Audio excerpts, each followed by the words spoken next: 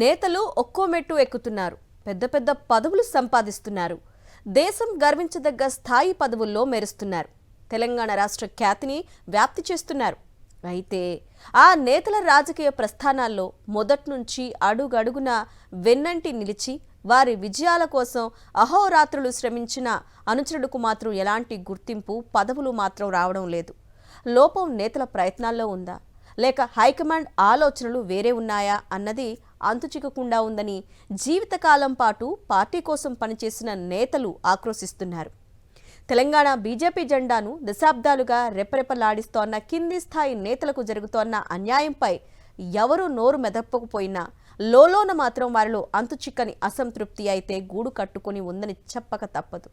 తెలంగాణలో భారతీయ జనతా పార్టీకి ఎందరో దిగ్గజ నేతలున్నారు. ఉమ్మడి ఆంధ్రప్రదేశ్ కాలం నుంచే తెలంగాణ ప్రాంతంలో బీజేపీ తన అస్తిత్వాన్ని బలంగా చాటుకుంటూ వచ్చింది. ఈ క్రమంలో పార్టీలో ఈ ప్రాంతానికి చెందిన నేతలు దేశంలోనే అత్యున్నత పదవులు పొంది రాష్ట్రానికి వన్నె తెచ్చారు. అయితే ఏళ్ల తరబడి ఆ అనుచరులనే నమ్ముకొని వారి వెన్నంటి అడుగులు వేస్తూ వచ్చిన అనుచరులు మాత్రం ఎలాంటి మెరుపులు లేకుండా అలానే మిగిలిపోయారు. తెలంగాణ బీజేపీ అనగానే వెంటనే గుర్తొచ్చే పేరు బండారు దత్తాత్రేయ. కేంద్ర మంత్రిగా, గవర్నర్గా ఉన్నత పదవులను చాలా సమర్థవంతంగా నిర్వహించారు దత్తాత్రేయ. ఈ పదవులు రాత్రికి రాత్రే రాలేదు. ఒక్కో మెట్టు ఎక్కుతూ ఆ పదవులను దక్కించుకున్నారు. అయితే దత్తాత్రేయకు రాజకీయ ప్రస్థానంలో మొదటి నుంచి వెన్నంటి ఉన్న జనార్దన్ రెడ్డికి పార్టీ పదవులు తప్ప ప్రభుత్వ పరంగా ఎలాంటి పదవులు రాలేదు.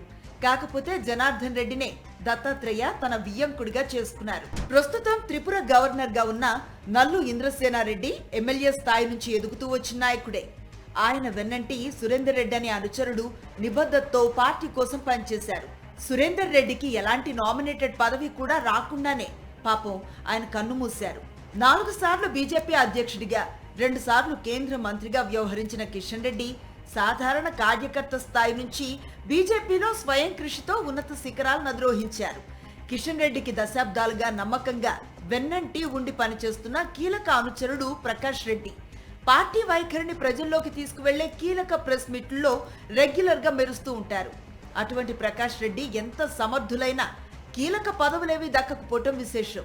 పార్టీ సిద్ధాంతాల పట్ల నిబద్ధత, రాజకీయ పరిణామాలపై తిరుగులేని అవగాహన ఉన్న ప్రకాష్ రెడ్డి అధికార పదవులకు అర్హులు కారా అని అనుచరులు చెవులు కొరుక్కుంటున్నారు. కేంద్ర హోంమంత్రిగా, గవర్నర్ గా కీలక పదవులు నిర్వర్తించిన సీనియర్ నేత చెన్నమనేని విద్యాసాగర్ రావు వెన్నంటి పైడిపల్లి సత్యనారాయణరావు అనే అనుచరుడు దశాబ్దాలుగా కీలక పాత్రను పోషించారు. అయినా ఆయనకే పదవి దక్కలేదు. రాజ్యసభ సభ్యుడు, బీజేపీ పార్లమెంటరీ బోర్డు సభ్యునిగా ఉన్నత శిఖరాలు అధిరోహించిన కె లక్ష్మణ్ శాసనసభాపక్ష నేతగాను వ్యవహరించారు. అటువంటి ఈ నేత అనుచరులకు పదవులు రాలేదు. ప్రస్తుత కేంద్ర హోంశాఖ సహాయ మంత్రి బండి సంజయ్ కూడా అంతే.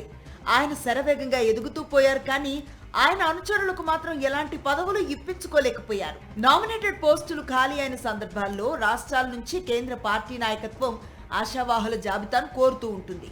ఇక్కడి నేతలు తమ అంచనాల మేరకు అనుచరుల పేర్లను సిఫార్సు చేస్తూ ఉంటారు. అయితే పదవుల ప్రకటన సమయంలో మాత్రం ఈ లిస్టులో తెలంగాణ నేతల అనుచరుల పేర్లు కనిపించడం లేదు. లోపం ఎక్కడుంది? పార్టీ నేతల్లో ఉందా, లేక అధిష్టానం ఆలోచనల్లోనా అన్నది అర్థం కావటం లేదని పార్టీ శ్రేణులు గుసగుసలాడుకుంటున్నాయి.